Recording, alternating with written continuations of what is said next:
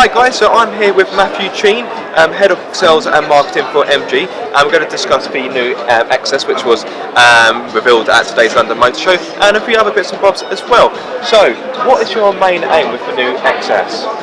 Well, I think what we're trying to do is tap into the SUV market. It's a rapidly expanding market, lots of good volume, and also, of course, the customer profile of people who buy these vehicles are a new profile for us. So we're not just growing our sales, but we're growing our customer database. Yeah. Okay. Are you quite apprehensive about entering the SUV market? I know you've got the GS, but at the moment SUVs are so popular. Are you a bit worried that it's going to be over competitive? No, I don't think so, because I think we have something fairly unique to offer. You're absolutely right, GS was our first foray into the SUV market. It's gone very well for us. It's all the targets we wanted to do. When you look at the compact SUV market, it's actually quite bland. There's not really a great deal out there that is part of the norm. So we think XS, with a great heritage, a great brand, but also a great new design, will offer something new to customers. I mean, the other important thing is we're staying true to our pricing policy, our sort of how to take this market strategy.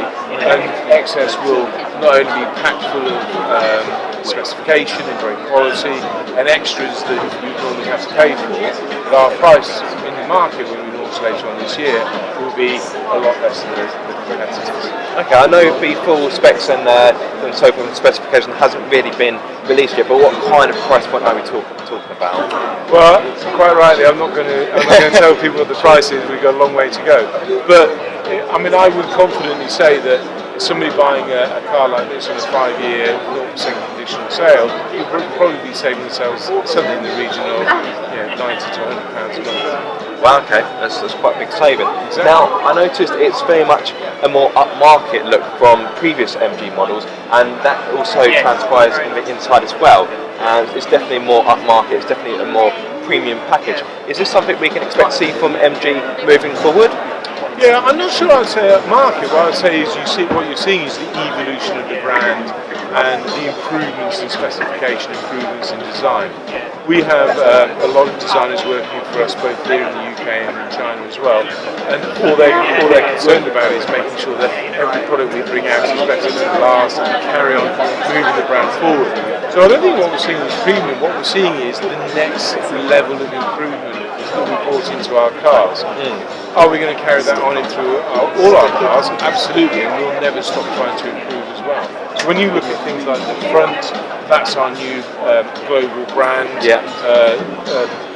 for all the vehicles that we'll be producing. And when you look at the touches inside, when you look at the levels of sophistication, some of the quality of the materials we're using, it's about making sure that we don't go backwards. It's about always going forwards.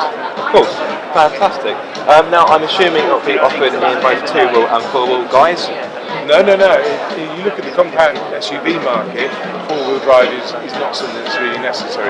So what we'll be offering is 2-wheel drive. We'll offer in 2-engine variants and also a manual and an automatic variant, which I think will be incredibly popular for us. Yes, fantastic.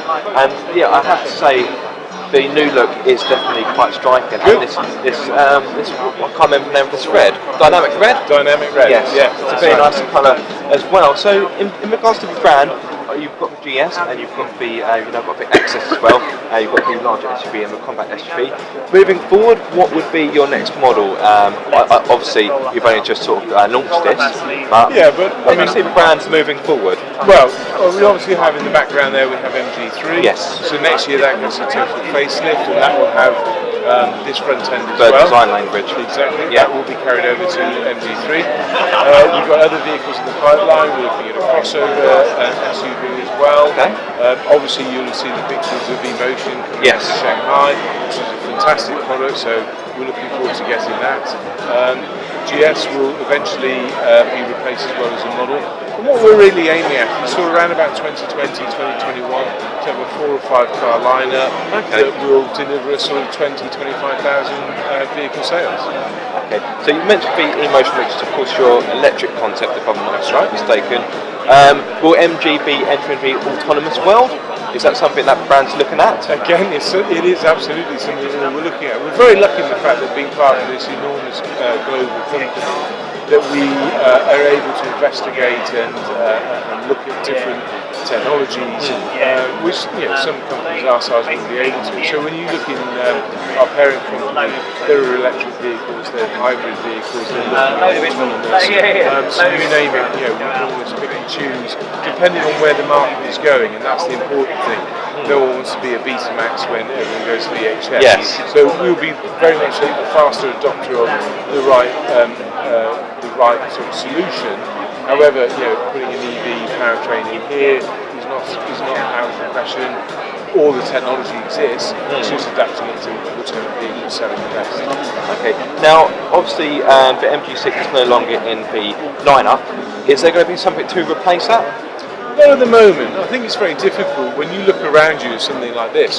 You're looking at a lot of vehicles which are they don't stand out. There's nothing. There's no personality or character within them. If you look at the D segment market or even the sort of upper C segment market, what are you doing? You're selling to a lot of companies and fleets and so on.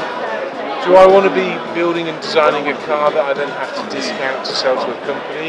Or do I want to be designing and building fantastic looking cars with great specification that retail customers like you see here today want to part with their own money and own? I'd rather be building a car that you or I would pay our own money for, put on the driveway and be proud to drive, rather than selling to a rental company just to chase volume for volume's sake. So I'm more interested in producing vehicles that are interesting, that look great specification, but are inexpensive to buy. Yeah, and that's fair enough. And touching on that point, obviously one thing that MG is well known for is making two-seater roadsters. Now I know obviously the company has moved on, and obviously it's changed hands and so forth, and the direction of the company is of course slightly different. But will there be a time where the brand will go back to its heritage and back to its roots? Well, I think we've already seen that. I think when you look at Emotion, there is a sports car that is designed for the modern market, but also is used to showcase the technology and our design capabilities and our engineering and production capabilities.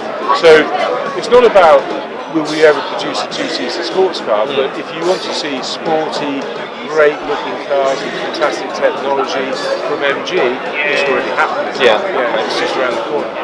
Fantastic. And going back to the XS, what would you say from your perspective, what are you most proud about in the new model? What really stands out for you? That's a really good question actually, because I think to pinpoint one thing is really difficult. I think I'm not going to give a sales pitch, but let's look at the whole package. It's a beautiful looking car on the outside, it's a beautiful looking car on the inside. It's got more technology packed into it than its competitors. It drives fantastically well, and yet it'll be coming out at a price that everyone can afford. So for me, what do I love most about it? That's the whole thing. Yeah, okay. And when can we expect to see this on the UK roads?